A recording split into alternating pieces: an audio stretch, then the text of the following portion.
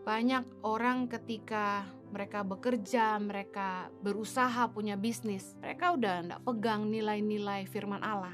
Mereka ngikuti keinginan-keinginan duniawi. Jangan sampai kita menginginkan hal-hal duniawi lebih daripada perkara-perkara ilahi. Jangan jadi serakah. Boleh kaya tapi jangan serakah. 1 Yohanes 2 ayat 15 bilang ini, janganlah kamu mengasihi dunia dan apa yang ada di dalamnya. Jikalau orang mengasihi dunia, maka kasih akan Bapa tidak ada di dalam orang itu. Sebab semua yang ada di dalam dunia, yaitu keinginan daging dan keinginan mata serta keangkuhan hidup, bukanlah berasal dari Bapa, melainkan dari dunia. Ingat pertama kali Yesus di padang gurun puasa 40 hari, Yesus dicobai oleh iblis dalam 3 hal ini. Keinginan daging, keinginan mata, dan keangkuhan hidup. Yesus tolak 3-tiganya. Demikian pun harusnya kita. Jangan sampai kita tergiur sama hawa nafsu, keinginan-keinginan duniawi. Gak ada habisnya. Pengen punya ini, pengen punya itu, pengen begini, pengen begitu, pengen keliling dunia, pengen jadi orang kaya, pengen segala-galanya,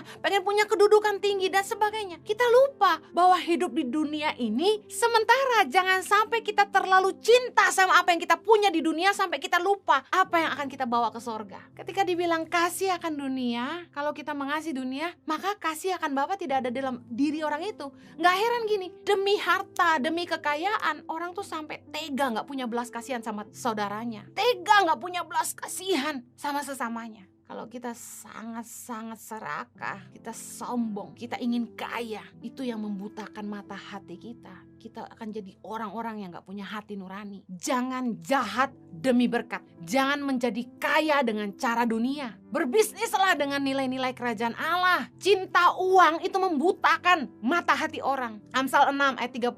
Apakah seorang pencuri tidak akan dihina apabila ia mencuri untuk memuaskan nafsunya karena lapar? Banyak orang bilang gini, Bu, kalau nggak nipu nggak laku. Bu, kalau nggak nyuap nggak menang, nggak dapet. Tender diambil orang terus. Bu, kalau nggak ikut-ikut dengan cara mereka, kita nggak dapat apa-apa.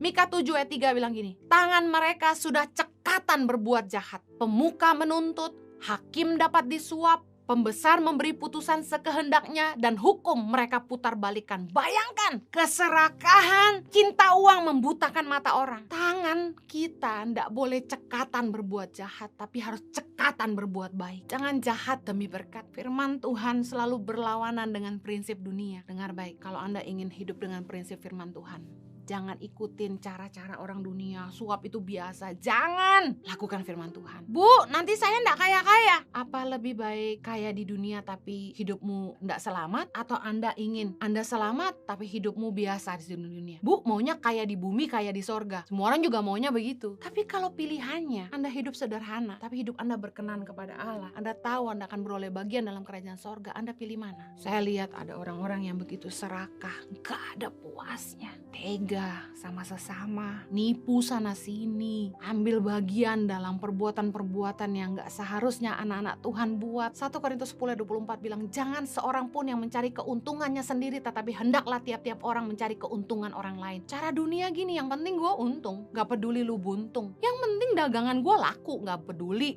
orang celaka, orang sakit, orang kena kanker. Tapi firman Tuhan bilang, jangan seorang pun mencari keuntungannya sendiri, tetapi hendaklah mencari keuntungan orang lain juga. Kita harusnya mikirin, produk saya bermanfaat gak ya buat konsumer? Produk saya bermanfaat gak buat orang banyak? Apakah pelayanan saya ini menolong hidup orang? Yang dipikirin duit mulu, cuan, untung. Jika Anda buat begini, Anda mengasihi orang atau Anda cuan, kodenya sama. Cuan juga katanya begini. Dengar baik, prinsip dunia selalu berlawan dengan firman Allah. Cara-cara dunia, korupsi, suap, saling menjatuhkan, mencuri, menipu, menindas, merampas, itu halal. Yang penting saya untung. Kita tidak boleh seperti itu. Jangan sampai kita jadi sama dengan dunia, ngikuti cara mereka. Kita harus pegang firman Tuhan. Jangan jadi serupa dengan dunia. Karena ketika kita menjadi sahabat dunia ini, kita ngikutin cara mereka, kita sedang membangun permusuhan dengan Allah.